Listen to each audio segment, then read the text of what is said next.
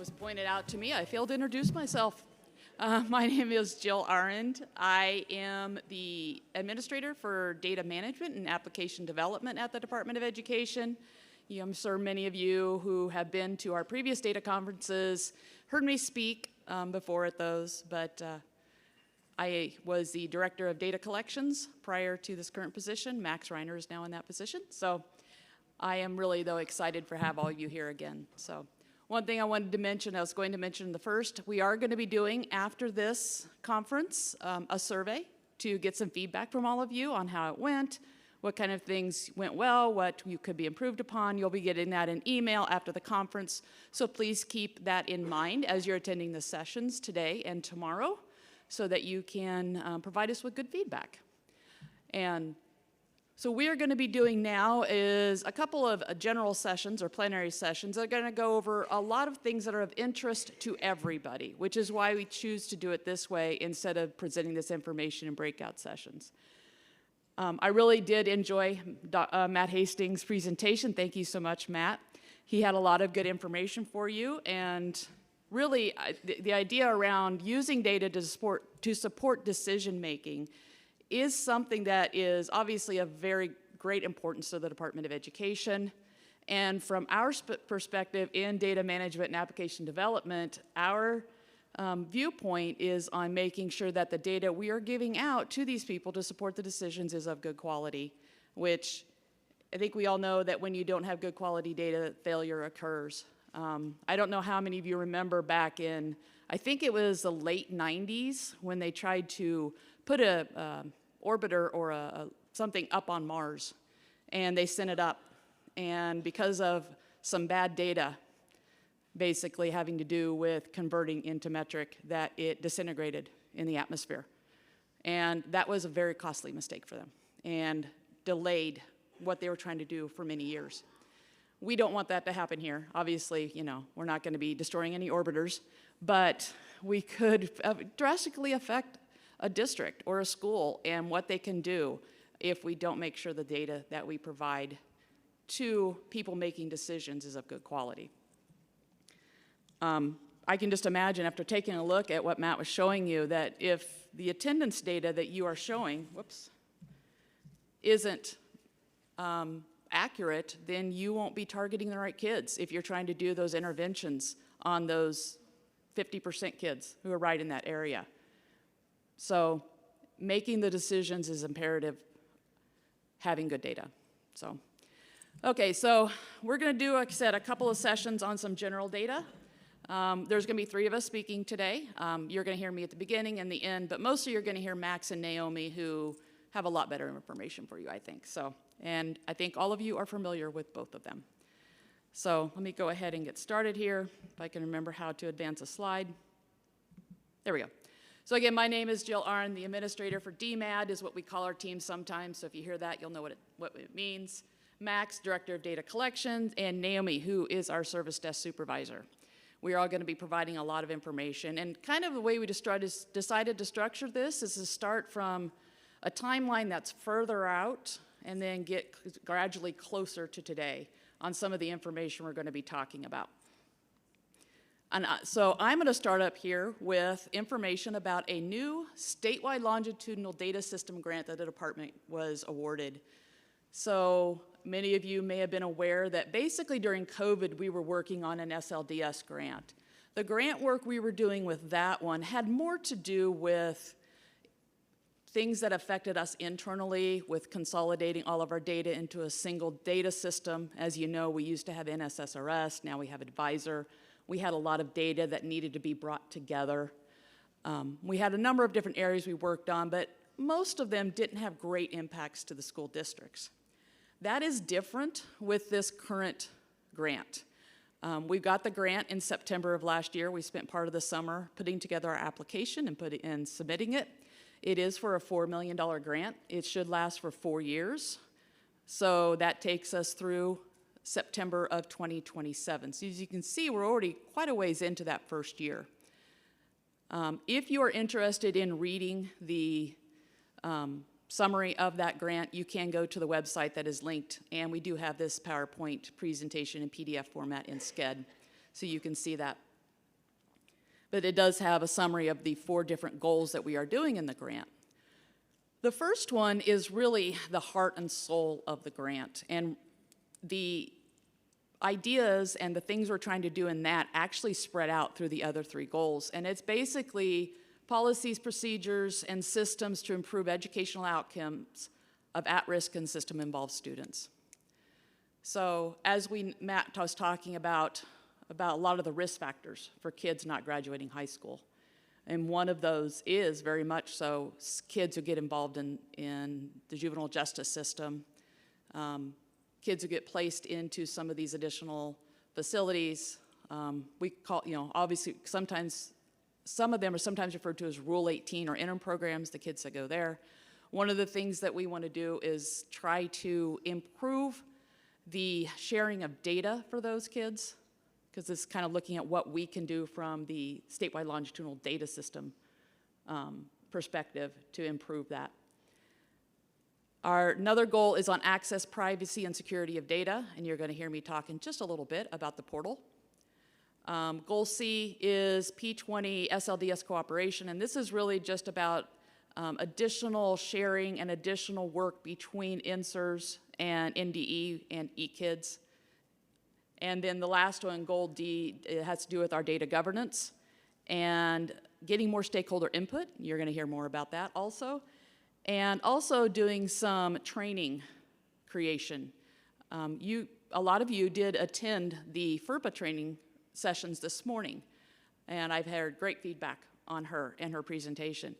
But FERPA training is really something NDE should be doing every year, and you as people who have access to student level data should be doing every year.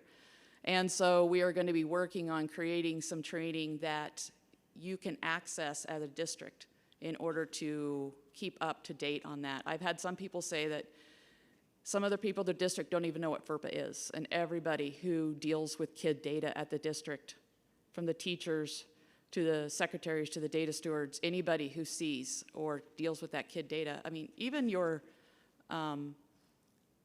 custodial staff, they know personally identifiable information about your kids. They should know what they should and should not be doing. And so we want to work on that also. So the first one, and that, like I said, this is the biggest one for us, has to do with the systems involved kids. And our main focus here will be these interim programs and trying to do some integration and connection of their data.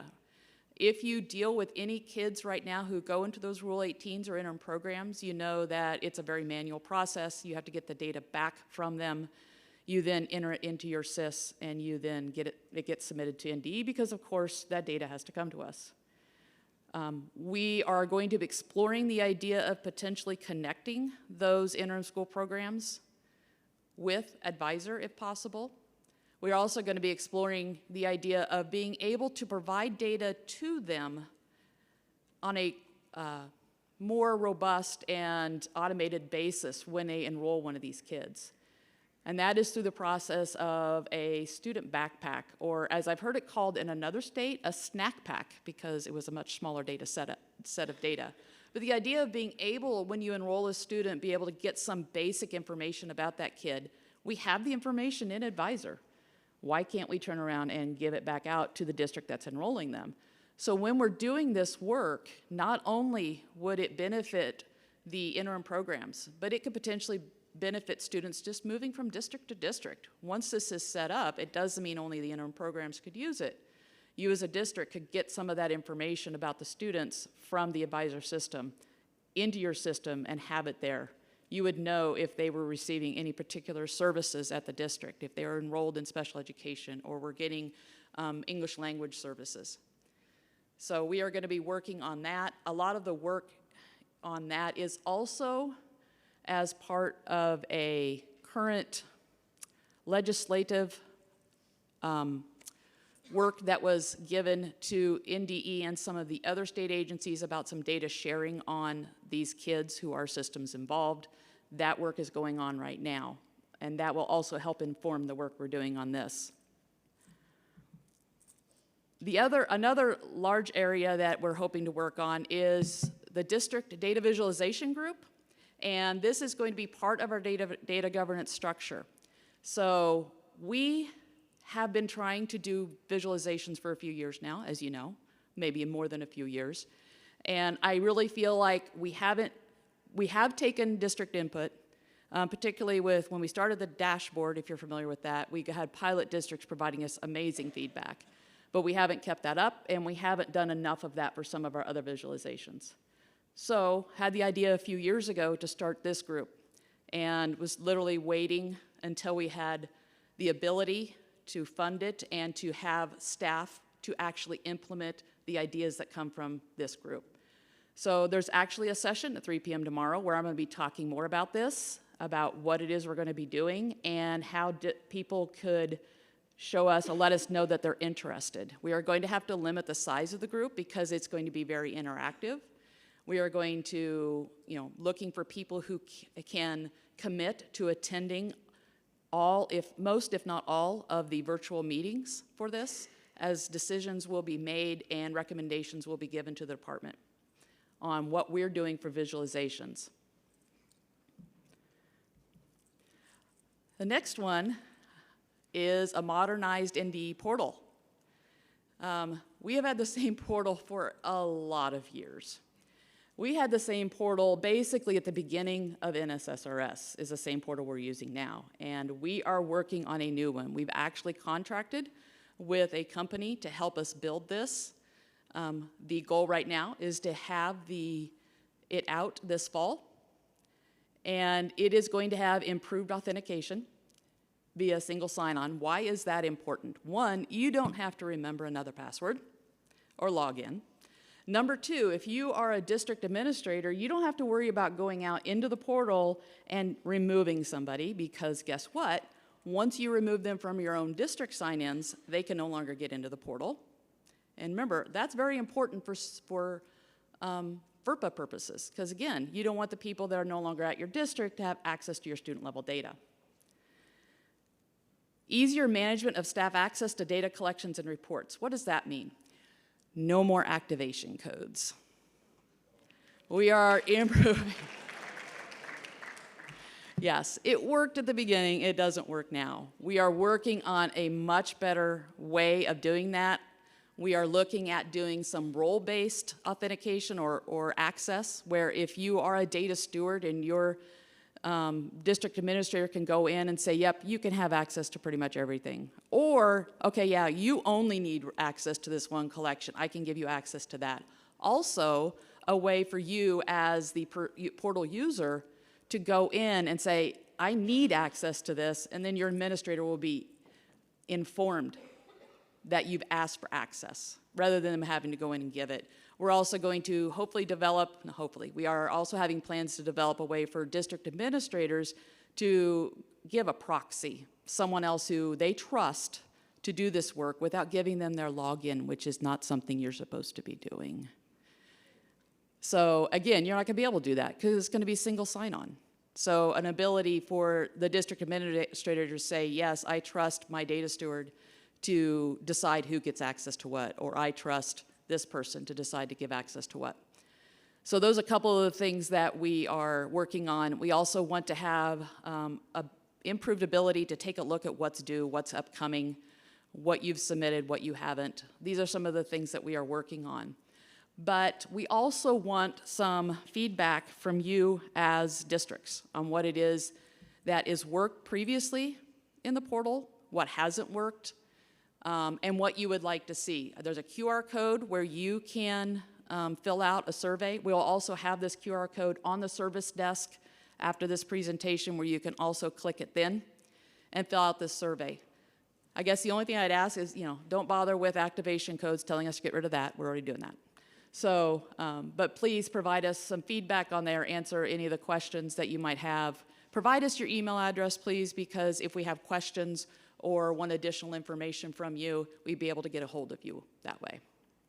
So that will be also happening as part of the work we are doing within the SLDS grant. A few other projects, we are working on integrating staff ID into person ID. When we built person ID a number of years ago, the intention was for it to handle both student and staff IDs. We have not yet had the opportunity to integrate the staff ID system, so we are working on that now. We are also working on potential updates to Advisor Dashboard and Advisor Analytics, which most of you probably haven't even heard of. But the reason I put that in bold is that will actually be part of the discussion of that district data visualization group. We're not just going to run off and do it. We're going to talk to the districts who are part of that group. And mind you, when I say districts, I'm actually looking for district staff, school staff, ESU staff. We want people at all different positions in the agencies because we want a broad look at who uses the visualizations to help inform that. Again, the training modules for district data stewards and other district staff via some sort of LMS, and the immigration, hopefully, the migrant MIS 2000 system directly into Advisor. There has been at least one other state who has done that work to integrate directly between MIS 2000 and their EdFi system. So it's been proven that it can be done. So our plan is to go ahead and work with the people who do MIS 2000 to then be able to get that migrant data directly into our system. So these are some of the things that we're working on with the grant. Again, this is a 4-year grant. I'll be honest with you, most of the time, they're perfectly fine giving you a 5th year as long as you're not spending any additional money. So it probably will go on for another 4 years past that in order to get all the work done. But we really are looking forward to these changes that really help the school districts, because that really is the point. And then also really improving the outcomes of those kids who are sometimes the most vulnerable at the districts. So that is what we have going on this new grant. Again, kind of like I said, we're looking at going forward, going backwards from further out to closer. So Max is going to come up and talk to you a little bit about some 24-25 stuff. And hope you're excited about this stuff too.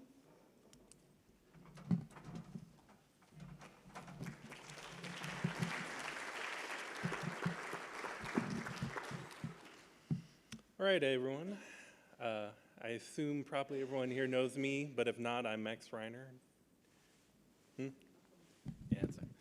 Yeah, Max Reiner. I'm director of the data collections team, kind of the lead on everything advisor and EdFi technology here. So I'm going to cover just kind of a little bit of where we're at in the current year and basically what's going to happen over the next 12 months with things related to Advisor.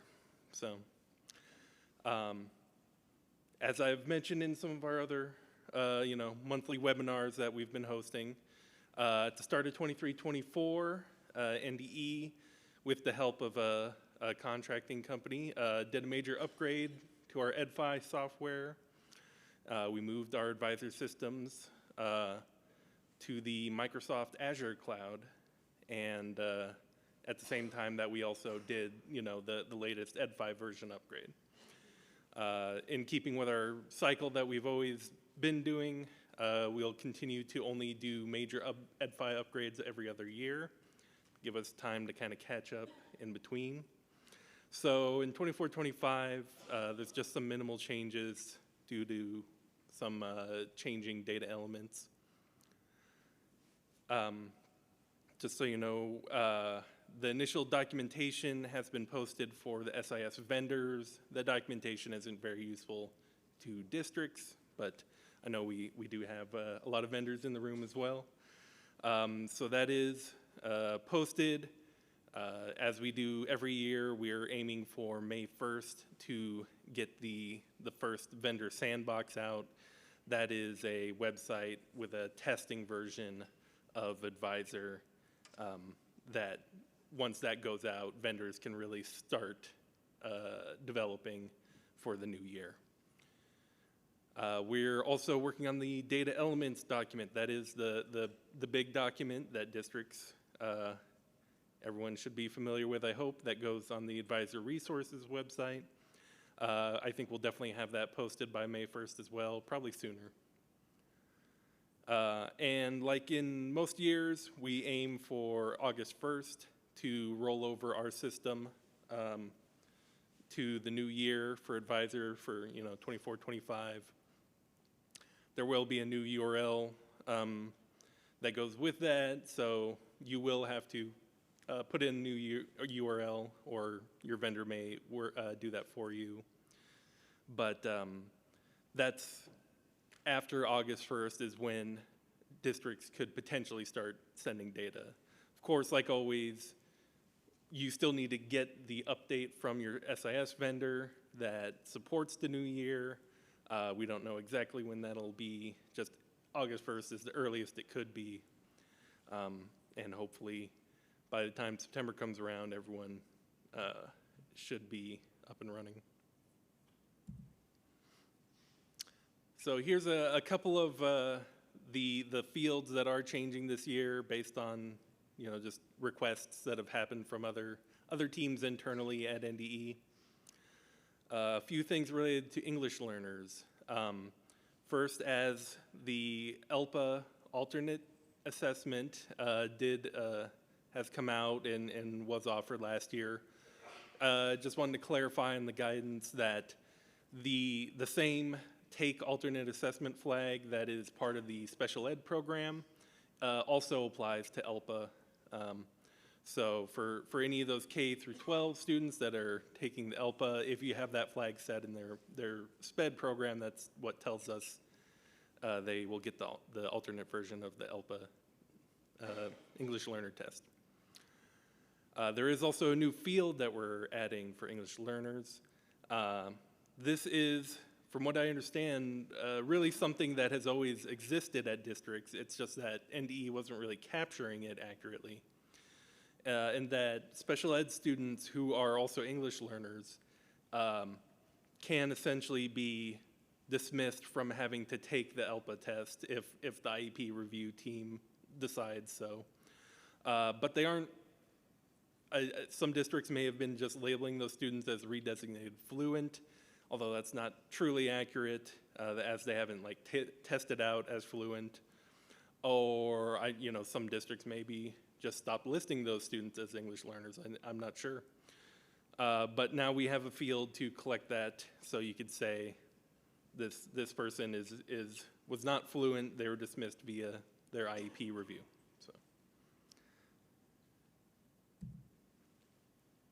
another thing related to those systems involved students we were talking about earlier. And this is something we did in the past, but we had removed it as we didn't have a reason to collect it, but we decided we do have a reason for knowing specifically what Rule 18 school that students are at. So when districts are reporting data on these Rule 18 interim program records that are tied to students, you'll tell us what Rule 18 district the student is at. We just need to make sure on our side that these numbers will be added into Advisor as they're not in there currently. So this is not, we don't have those systems set up yet where we are directly interacting with data from these Rule 18s, but this at least gives us something where if we have questions about a student or the special education office has questions about a student or something, this gives us more info to be able to track that data down. Another one that probably a lot of you have heard about, the state graduation requirements. This is coming from LB 705 from last year, which is updated statute 79-729 that finds the high school graduation requirements. The big piece is that students must fill out the FAFSA application, or there are several exceptions to having to do that are defined in the statute. Also, per the statute, NDE needs to collect some data about this. We are, for now, just collecting a simple student characteristic flag. Student characteristic is a structure that's already set up in EdFi. We use it to collect things like the directory information opt-out or the students on a section 504. So this is just another one of those flags that marks a student that says, yes, this student has met the graduation requirement. We're not tracking exactly how they meet it, just that they've met it, and that we want to see this flag set for all of your students that are marked as graduates. So there'll be a new validation error next year to, once you mark someone as a graduate, this will check to see if they have that field set as well.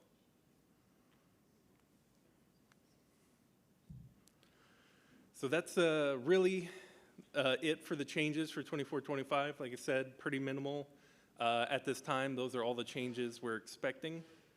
I did want to give a few other data collection updates that are upcoming soon.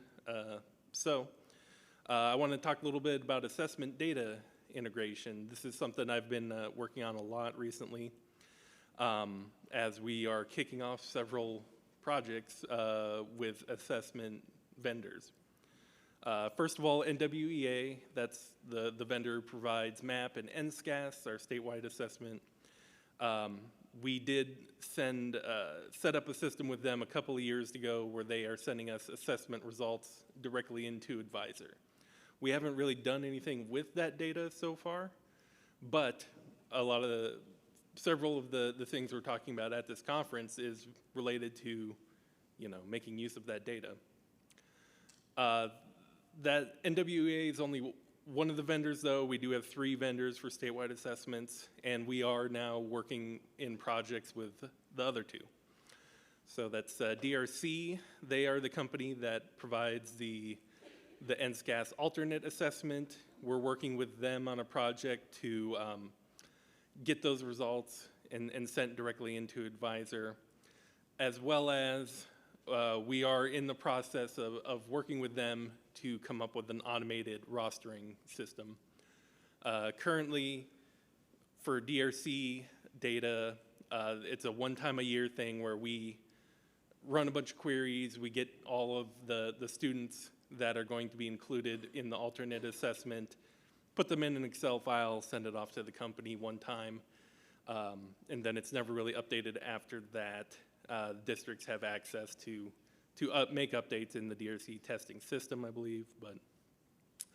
So we are talking with them about having a system that will move that data automatically, and then I think we will kind of negotiate ways for that data to be updated. So as you may get updates throughout the winter and the early spring to your student enrollment,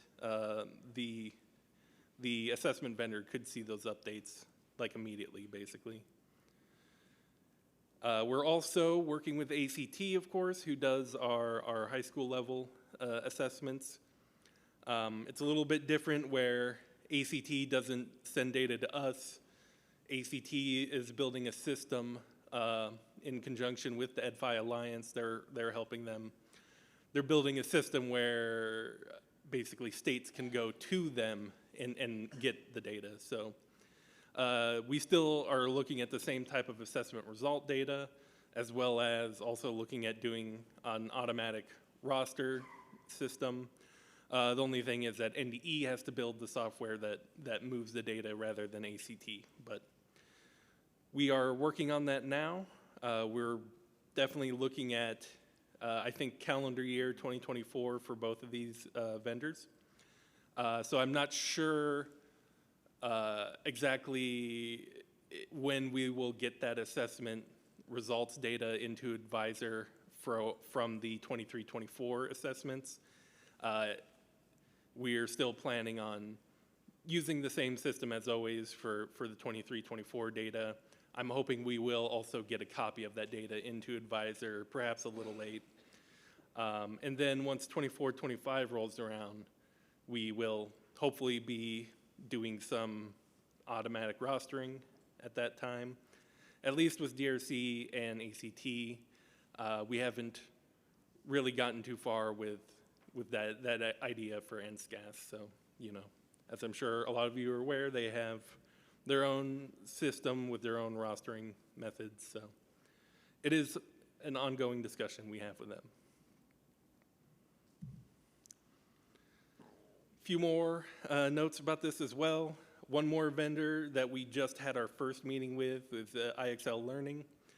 about getting their assessments results sent up to advisor. It sounded like a lot of districts use them as well, at least according to them. So I'm hoping that will be useful as well. And it would be really nice once we get all the statewide assessment and these other like commonly used formative assessments data into advisor, because once it's in advisor, the way an EdFi API works, basically, if you have access to send data up for a student, you have access to pull that student's data back down.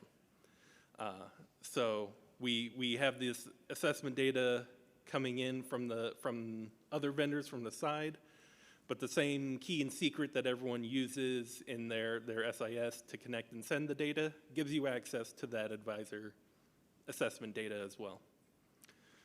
I know some SIS systems have talked about maybe being interested in doing something with pulling down that data. I haven't seen any plans yet. Also, ESU 6 is working with ESU 17 and a couple of trial districts. They're setting up basically a data dashboard reporting tool. Again, just using the data that's available to them in Advisor. There's a session about that tomorrow, actually. We have a slide at the end. I'll mention all of the sessions that we'll go over all the sessions we mentioned in the slides here.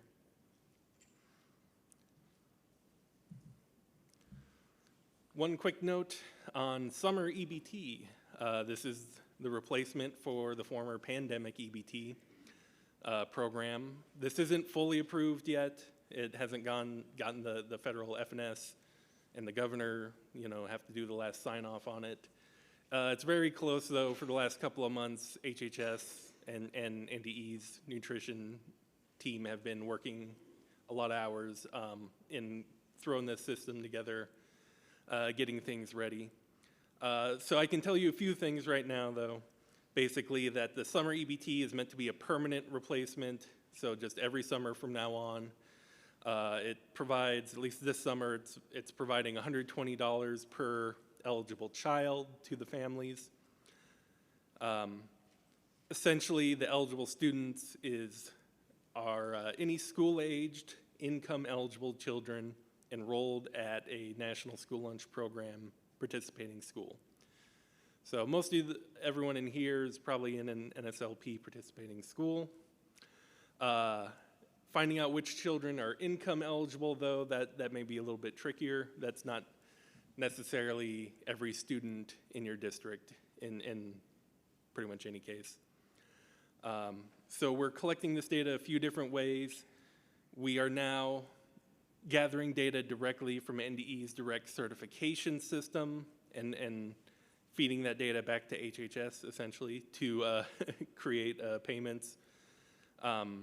So any students that are matched in the direct certification system are already been, actually for this summer, we've already sent that data to HHS and they're working on getting that first payment ready in a couple of months.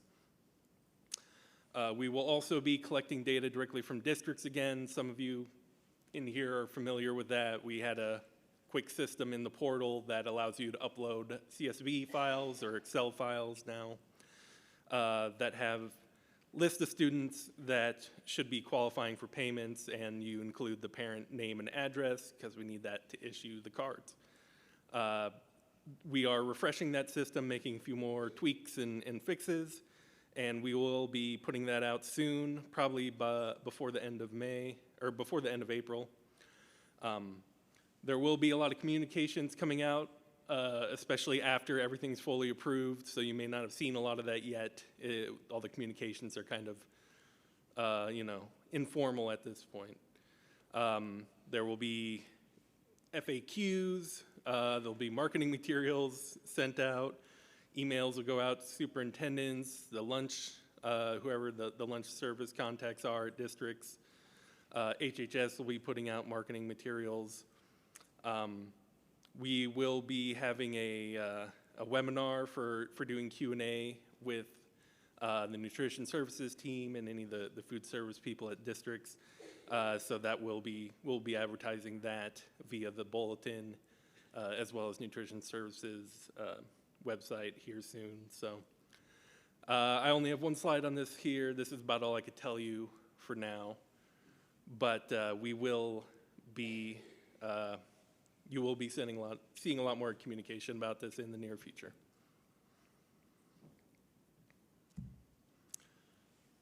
All right, another big change is related to our follow-up collection.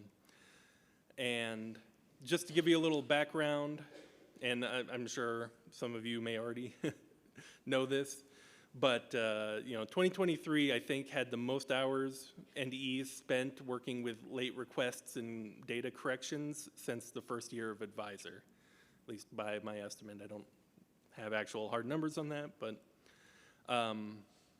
typically, we're getting 30 or 40 districts that have at least one unresolved issue after the due date for the fall collection and the year-end collection. And that usually takes us almost 3 weeks after the due date to kind of get all of that cleaned up, and requires a lot of attention from me and everyone at the service desk. I know also in the last year, we've kind of created new special efforts to track down and correct special education data errors, which can sometimes take months after the due date, but we're making the corrections before the data gets submitted with the federal data files and possibly gets rejected. I know we had multiple districts that had to make changes in data that went out on the NEP Secure or went out in their AQuest accountability ranking, or even after the data went public, making corrections that show up in the NEP or show up in your accountability rating. And a lot of that is data that could be viewed in reports and advisory validation, back when it's due, like in June. I know we had 15 districts that didn't complete their CRDC submission as of the given due date from CRDC. I think most of them ended up getting that data submitted, but just an example. Also, FYI, I have a few of you districts that we actually will need to correct a few more pieces of data based on data validations that came from our federal data submission of 22-23 data. So a few of you may see emails from us asking to put in a late request to get your data finalized. So I say all of that, but most districts meet their due dates, especially a lot of the districts probably in here that are sticking with all of our communications, come to the conference. You may meet all your due dates, and this doesn't necessarily apply to you, but I think we're always looking for suggestions on how we can make this relationship work better. I know a lot of districts are very stressed and keeping employees around as well ever since COVID, essentially. So we would just, love to hear any suggestions about or ideas you have about things we can do that make your life easier. We're going to do a Q&A session. We'll pass around mics just after this section. So save your ideas, come up, and we'll talk about them.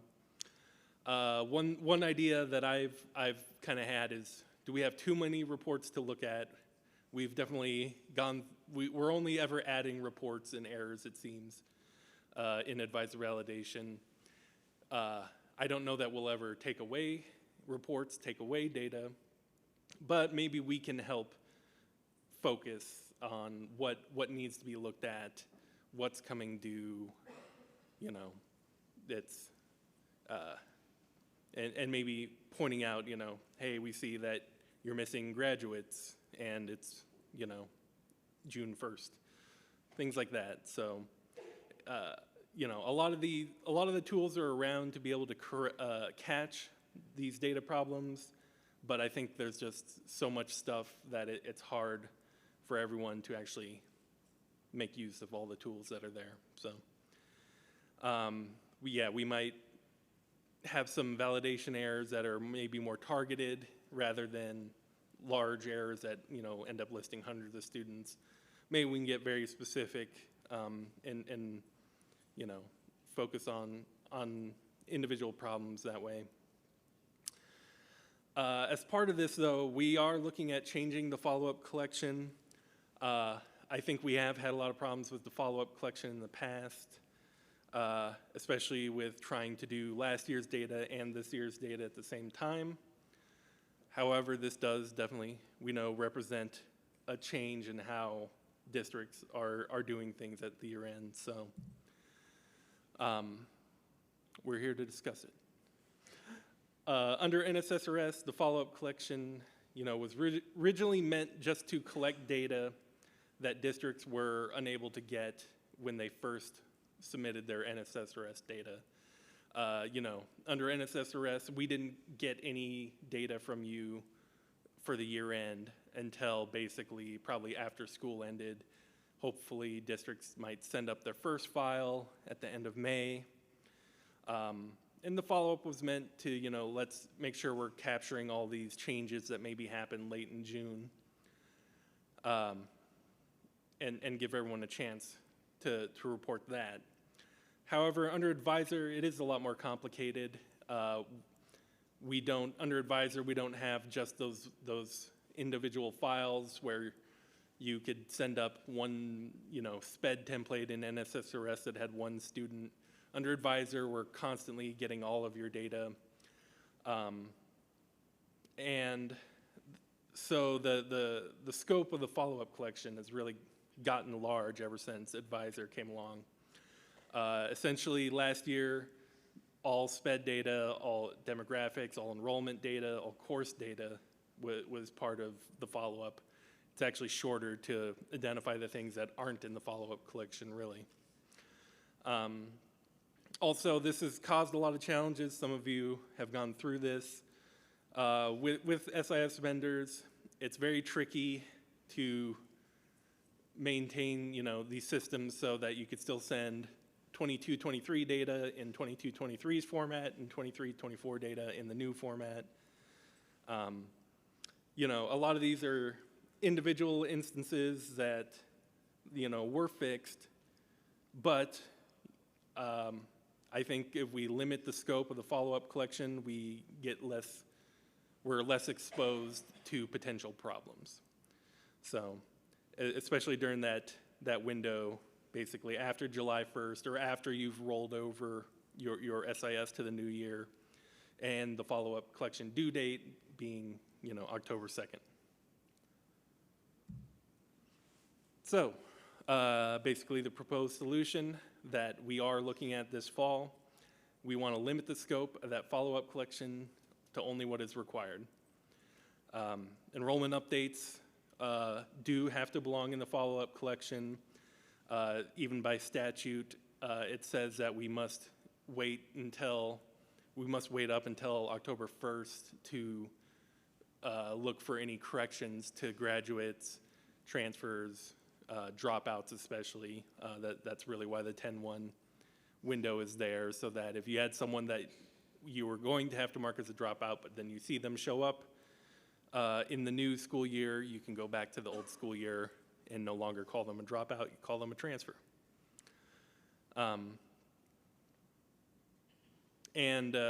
We have set the due date to 10/2, which is, you may notice, you know, the very next day after what is by statute, where it has to be open.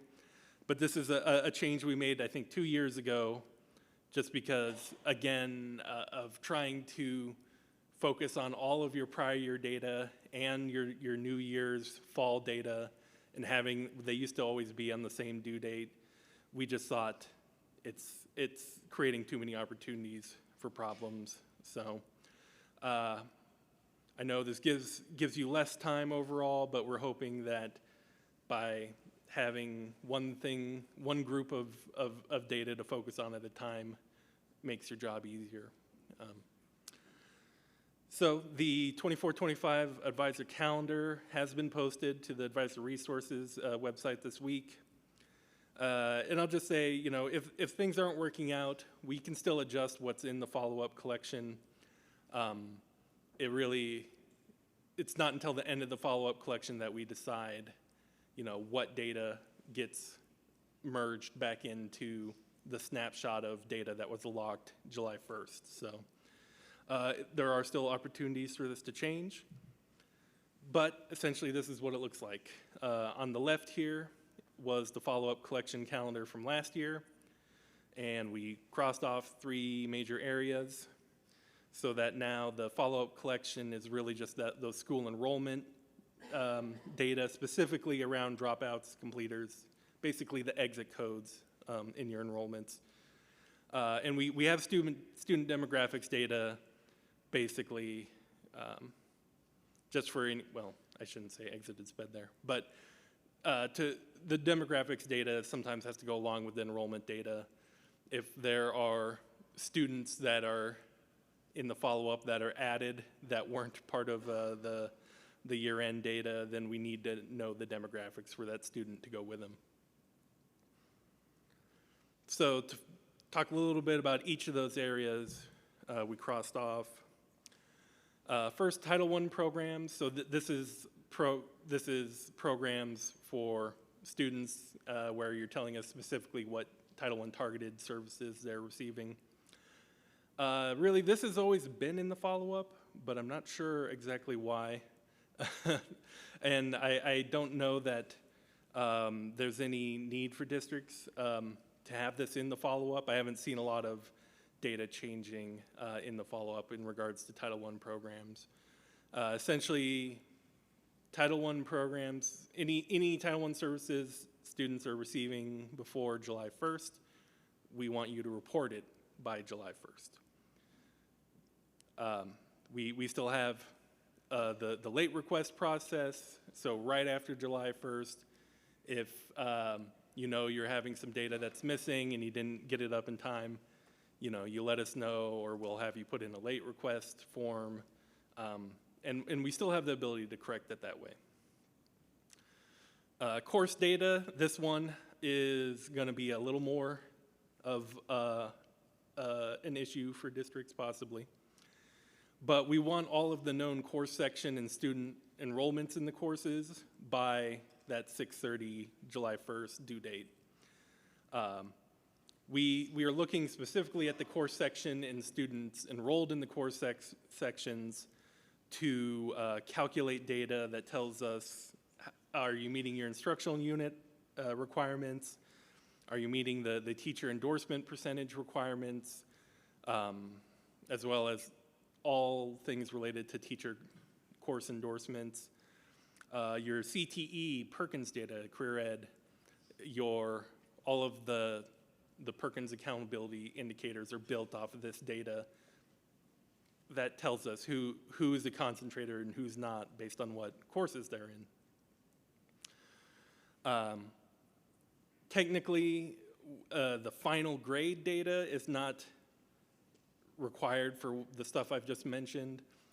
There may be some tweaks we can do in the follow-up where the final grades data may come later. I know there has been some districts that for sure have said, we have students taking this, asynchronous distance learning course, and we're not going to get the data until after July 1st. But I'm hoping that you should know what courses your students are enrolled in and already have that data for us before July 1st. Really, whether or not the final grade data is attached to it isn't relevant for the reports I mentioned. So that I expect we could see some feedback where this is causing problems, and just let us know and we'll work through it. But the big one that probably a lot of you noticed, and a lot of our SPED office has been communicating that this change was coming to the special ed contacts at the districts. We've been talking about this idea for a while. We are planning on going forward with removing the SPED data from the follow-up collection. We want your SPED data, especially the SPED exiters. We want all those codes set by July 1st. I know that a lot of districts are hurrying and trying to finish, sending that data. We've seen a lot of data that really could have been reported anytime during the school year come to us after July 1st. So I understand this will be a big change in process for a lot of districts, but I think it's worth it to try to get that data correct. And once we've hit the due date, that gives us an opportunity to then use the data and look for corrections, look for possible late requests, and deal with it from there. When we have data that's not coming due until the end of the follow-up collection in October 2nd, that means that we can't really use any of that data before October 2nd. So, for example, there is a validation error that I think it's a 534. Probably a lot of you hate that error. It's essentially the error that says, hey, you had a student who was in special ed last year. They didn't exit special ed. Where is their special ed record this year?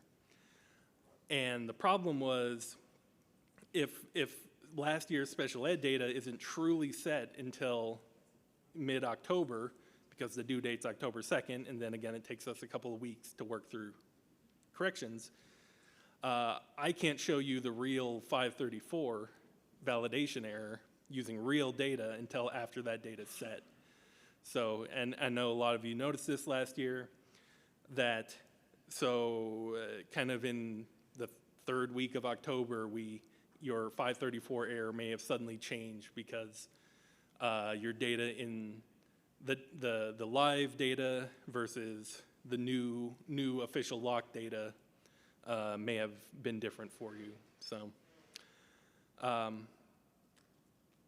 this gives us time to try to identify more of these corrections between 7/1 and when it's due to the feds. So, I guess changing the follow-up doesn't really limit the corrections that way, but hopefully we have to do less corrections in a panic mode versus now where, like I said, it's third week of October when we're officially having finalized data, and then in about 2 weeks we have to submit that data to the feds. So we're hoping that keeping the follow-up a little bit smaller will encourage everyone to look at their data in the year-end collection, and we'll try to help you do that as efficiently as possible. So, we left time for Q&A if anyone has any comments, suggestions. We'll have some mics that we could pass around. Stacy's got one. Who else? Jan says so. Yeah, Stacy, could you go over there? So we're recording this session. We wanted to make sure we get any questions or comments on the mic.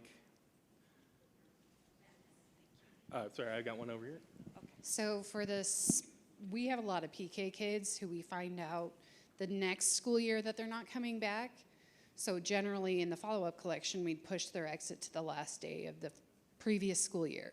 These are special ed students? Yes, special ed pre-K kids. Yeah.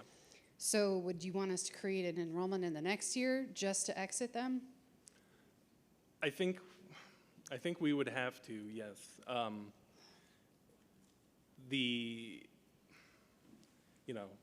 Really at that point, you're creating a record that occurs after July 1st anyways.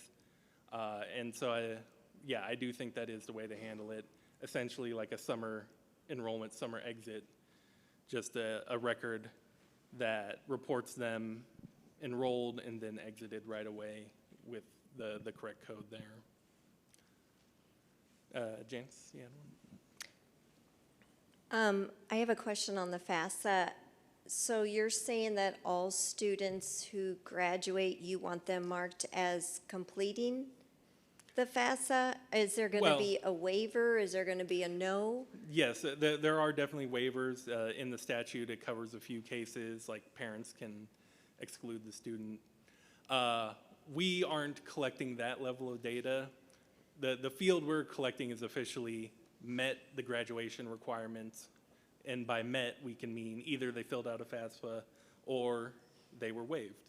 So, Yep. With the statute, we actually are not allowed to collect at the student level whether or not they completed the FAFSA or they got a waiver, which is why the field is they met the graduation requirement of either completing or getting a waiver, filling out a waiver.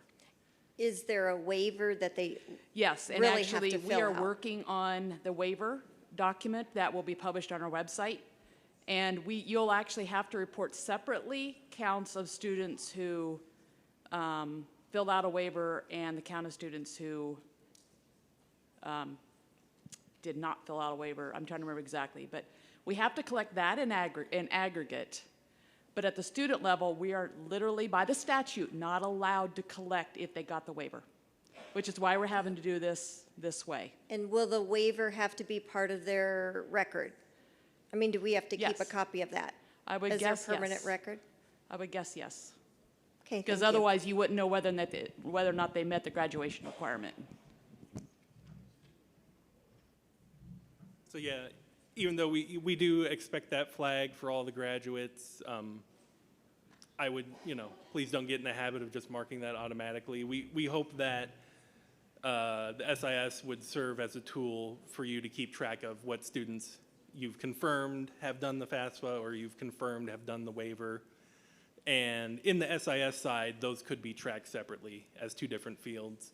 It's just that when it comes to NDE, this is one of those compliance data pieces like Matt was talking about. So if you give them a 210 exit code, Yeah, the district is saying they've met the requirements, which includes the FAFSA then? yes, the state really, the flag is for the statewide requirements. It's not meant to track anything about any local district graduation requirements. Okay. We're required to collect it. Yes, this is something, we're only collecting it because we have to. But, sorry, go ahead. So about the follow-up, what about the Perkins post-school survey? Yes, I didn't mention that just because in our calendar, that's written in its own area. So you'll still be able to do it in the fall? But yeah, the postgraduate activity for Perkins data, also collecting addresses for the SPED post-school outcome survey. None of that has changed. Okay. So no big changes there, but. Janice? I have a question about the go ahead. FAFSA. If they're not going to college, why would they fill it out? Because statute now requires them to either fill it out or have a waiver. It is literally statute. So,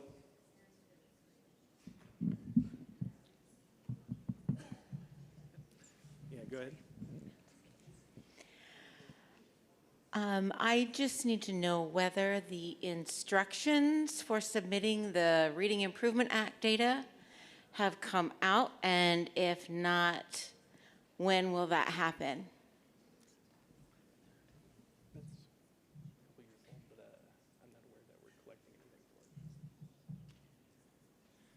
I'm not familiar with that one. Yeah, I'm not sure what data collection requirements there are tied to that. It's something that's supposed to be submitted in the CDC. Oh, is it the dyslexia Do you guys one? not? Okay. Oh, is it So, the one? Naomi, you want to come up? Is it the one related to students who took the test related to dyslexia? Okay. Dyslexia and then Yeah. identified She'll, for. Naomi will be talking about that in the second half. Oh, okay, great. We're not collecting anything in advisor related to that, I guess. Right. I don't see any others? It's 2:47, so let's go ahead. Yeah, we'll take a break here, and just after 3 o'clock, we will pick back up with the next section.